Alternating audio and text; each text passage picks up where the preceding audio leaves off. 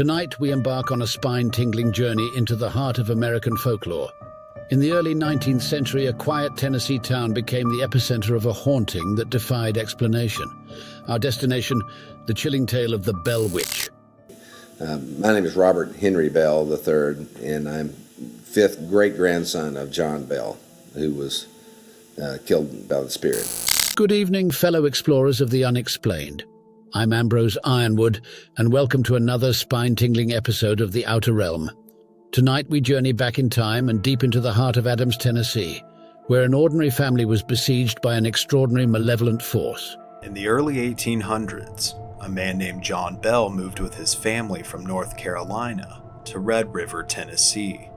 He purchased some land and a large house for his growing family, and over the years acquired more land for a total of 328 acres.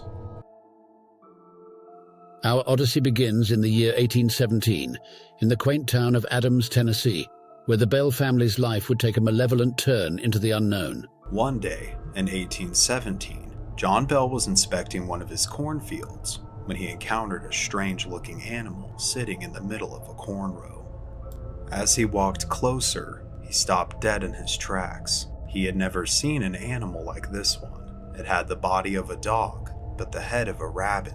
He shot several times at the animal, but it seemingly vanished. The strangeness didn't stop there. Young Drew Bell encountered an enormous bird, far beyond ordinary proportions, perched eerily on a fence.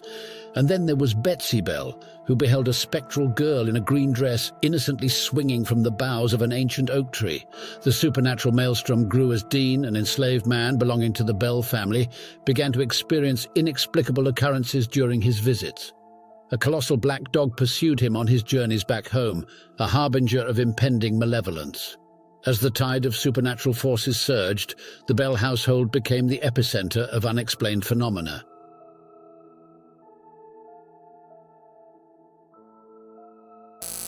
They're asleep in the bed and they hear what sounds like a rat gnawing on the bedpost, or started sounding like chains being dragged across the floor. It was disturbing them. They were starting to lose a little bit of sleep, and Betsy's room was probably the one that saw most of that. But her bed sheets started being pulled off the bed slowly.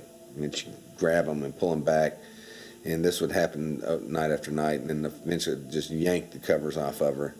And she yelled at the spirit, and the spirit grabbed her by the hair and drug her across the floor. The spirit started growing in strength and became vocal and even physical at times. That's the point where John got his best friend, who was a minister. He came to help them figure out what it was.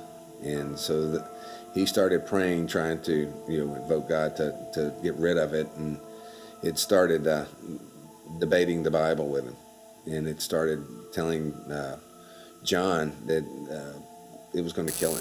Mysterious knocks reverberated along doors and walls, and the family could hear the grotesque sounds of gnawing on their very beds. Invisible dogs, locked in fierce combat, seemed to wrestle beneath their feet. An eerie clinking of chains echoed across the floors. Yet, as the malevolent spirit tightened its grip on the Bell family, it unleashed a reign of terror that defied all logic. Bed sheets were ripped away as the children slept, and unseen hands yanked hair and inflicted painful scratches. Betsy Bell bore the brunt of the entity's wrath, enduring slaps, pinches, and agonizing pinpricks. The disturbances eventually escalated to such a point that he decided to share his family trouble with his closest friend and neighbor, James Johnston. Johnston and his wife spent the night at the Bell home, where they were subjected to the same terrifying activity that the Bells had experienced. After having their bed covers removed and slapped repeatedly, Johnston sprang out of his bed and screamed, "In the name of the Lord, who are you, and what do you want?" The word of this haunting rapidly spread, attracting curious souls from far and wide. Among them was General Andrew Jackson, who, intrigued by the tale, sent his men to investigate. What they witnessed sent shivers down their spines. One of the men in Jackson's party was a supposed witch tamer. He proclaimed this while brandishing a small shiny pistol filled with one silver bullet, and said that nothing was happening because of the entity's fear of him. Only seconds after this statement left the man's mouth, he began to jerk violently, his body shifting in different directions. He was then thrown out the front door as everyone in the house heard a loud female voice curse the man as a fraud. Jackson would later write that he would rather fight the British in New Orleans than to have to fight the Bell Witch.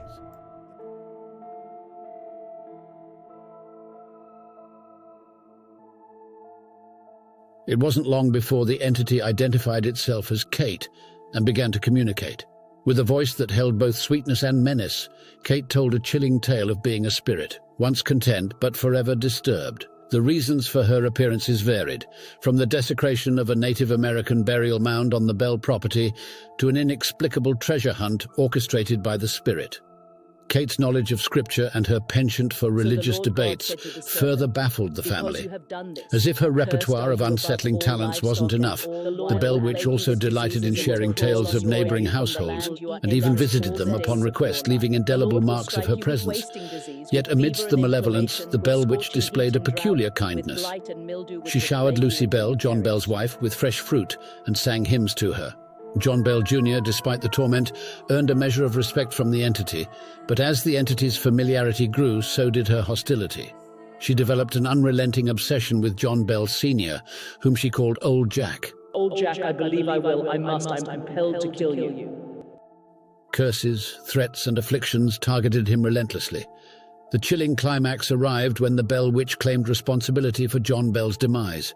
It lasted for several years, this gaining power over time, and it said its ultimate goal was to kill John. And it just said he needed killing. It didn't say why. It just said that he was going to die. And eventually, in December 20th of 1820, his medicine was changed to poison. And when they gave him his medicine, it poisoned him. And then it said its job was done. She had poisoned him, she declared, sealing his fate with excruciating agony. Even in death, John Bell wasn't free from the witch's torment, as she serenaded mourners with drinking songs at his funeral.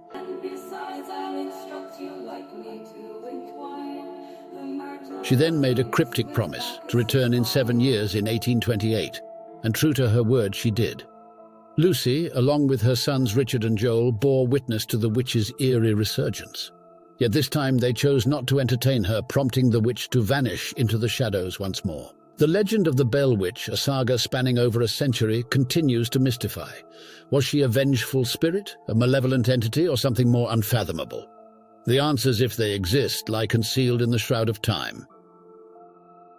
I'm Ambrose Ironwood, and this has been The Outer Realm.